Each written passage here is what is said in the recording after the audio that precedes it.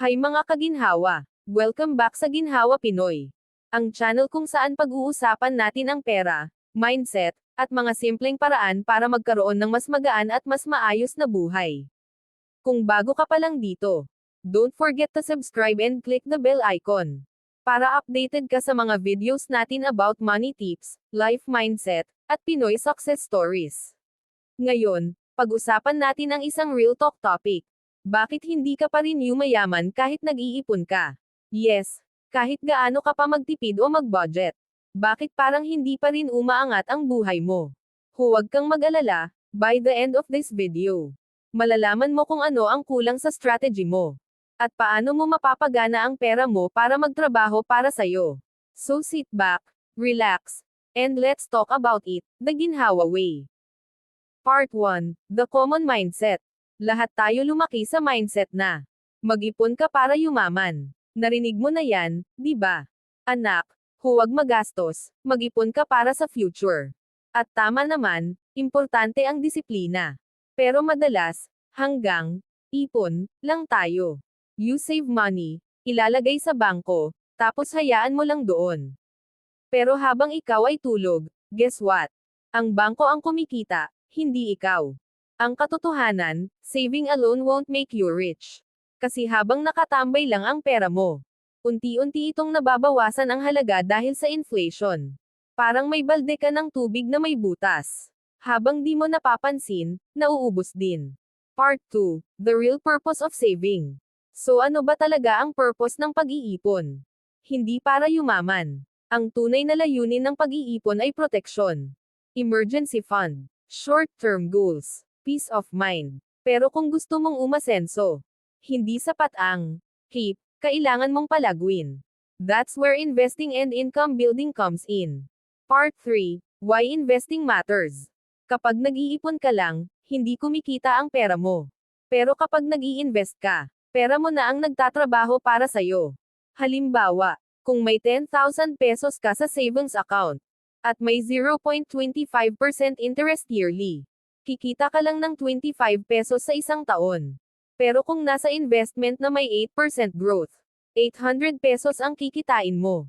Maliit lang sa una, pero after 10 years, malaki na ang agwat. That's the power of compound interest. The longer you invest, the more your money multiplies. Part 4, Inflation, the Silent Thief. Ngayon, pag-usapan natin si inflation. Ang kalaban ng mga nag-iipon lang. Kung noong 2010, 1,000 pesos ay sapat para sa isang linggong grocery. Ngayon baka kalahati lang ng cart ang mabili mo. So kahit nag-iipon ka, bumababa ang purchasing power ng pera mo taon-taon. Ibig sabihin, kung pera mo ay nakatambay lang sa bangko, parang tumatakbo ka sa treadmill. Gumagalaw ka, pero wala kang nararating. Part 5, Levels of Financial Growth. May 3 levels ng pagyaman. 1. Saving, you protect your money. 2. Investing, you grow your money. 3. Building assets, your money makes more money for you. Kapag nasa level 1 ka pa lang, safe ka, pero hindi ka yayaman. Kapag umabot ka sa level 2 at 3, doon nagsisimula ang true ginhawa sa buhay. Part 6, Change your money mindset. Ang tunay na yaman ay hindi lang nasa pera. Nasa mindset at skills. Ang tanong, marunong ka bang palaguin ang pera mo? Nag-aaral ka ba tungkol sa investments, business, or new skills? Sabi nga sa quote, don't work for money. Let money work for you. Kung nag-iipon ka pero walang plano kung paano ito lalaki, parang nagtatrabaho ka lang para mabuhay. Hindi para umangat. Kaya simula ngayon, gamitin mo ang ipon bilang unang hakbang. At ang investing bilang susunod na level. Part 7, What you can start doing now. Paano mo sisimulan? Eto, step by step. Step 1, mag-ipon ng emergency fund, 3-6 months ng expenses. Step 2, aralin ang mga low-risk investments, mutual funds, UITF, or index funds. Step 3, maghanap ng extra income, freelancing, online selling, digital work. Step 4, invest sa sarili mo, kasi ang best investment is you. Disiplina plus kaalaman plus patience equals ginhawang buhay. So ayun, mga kaginhawa. Saving alone won't make you rich.